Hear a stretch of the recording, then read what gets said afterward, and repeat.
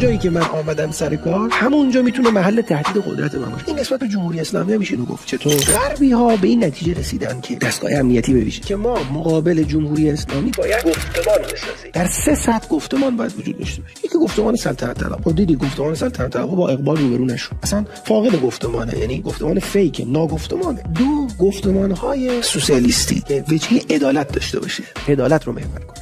3 گفتمان مهمتریه و شاید بتونه پرطرفدار باشه. گفتمانی که پایه در اسلام سنتی متحجر داره، یعنی بخشی از اسلام رو میپذیره ولی ضد اسلام سیاسی. مقابل اسلام سیاسی باید اسلام غیر سیاسی رو آورد بالا. یعنی میگه من حجاب رو قبول دارم ولی بغل دستیم هم مثلا همجنس باز باشه، بی حجاب باشه، مشکلی نداره. ببینید در مقابل گفتمان اسلام سیاسی، اسلام غیر سیاسی متحجر در زمان مانده کهنه ظواهری داره. روزه میگیره، حجابی هم رعایت میکنه، ولی میگه خب مردمو دارن تو فلسطین میکشن، بکشن، به ما چه ربطی داره؟ سنی ان اونا، به ما ربط نداره. اون یکی تو جامعه مثلا این فساد داره میکنه، نه خب ما واسه امام زمان بیا ازت خودش حل کن. اگر جمهوری اسلامی با کودتا سر کار آمده بود، با شورش سر کار آمده بود، شما میتونید با کودتا حذفش کنید، با شورش حذفش کنید. جمهوری اسلامی با یک انقلاب فرهنگی و گفتمانی سر کار آمد. از بین بردنش هم با تولید گفتمان‌های رقیبه که این گفتمان‌های رقیب میتونه فیک باشه، میتونه توهی باشه. اما شما امروز نگاه کنید، یه جریانی که روحانی هم طلبم توش هست، مدعا هم توش هست، وقتی میخواد اسلام سیاسی رو بزنه، پاشو تو اسلام میکنه، پاش تو اسلام سنتیه و